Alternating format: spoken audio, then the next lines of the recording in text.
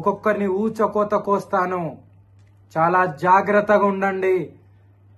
త్వరలో రాబోయే విపత్తును ఆపడానికి చాలా త్యాగాలు చేసి, చాలా తపస్సు చేసి ఈ రోజుకు మేము పోరాటంలో దిగాము.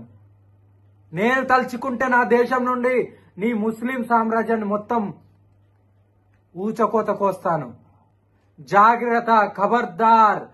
రాబోయే రోజులల్లా నా పోరాటం అయిందో నేను ఎలా ఊచకోత కోస్తానో, మీలాగా నేను మాటల దారిని కాదు, చేతల దారిని, చేతలు చేసి చూపిస్తాను. అందుకే నేను చెప్తున్నాను, ఇకనైనా జాగ్రత్త ఉంటే ఈ భారతదేశంలో, నా భారతదేశంలో, నా హిందుస్థాన్ లో ఉంటే ఒక హిందూగానే ఉండండి, లేదంటే ఈ దేశం వదిలేసి పారిపోండి. ఇక్కడ మీకు ఇక్కడ బతికే హక్కు లేదు. బొట్టు పెట్టుకోండి, గుళ్ళకి రండి, పూజ చేసుకోండి, మీరు బాగా బతకండి. మీకు దమ్ముంటే నన్ను ఆపుకోండి, మీకు దమ్ముంటే నన్ను ఆపుకోండి. నన్ను ఆపాలంటే నేను నాది ఈ దేహం వదిలేసి, లేకుంటే నా ప్రాణం వెళ్ళితేనే కానీ నా పోరాటం ఆగదు. కానీ నేను ఎక్కడ ఆపను. ఒక్కొక్కరిని ఊత కోత కోస్తాను.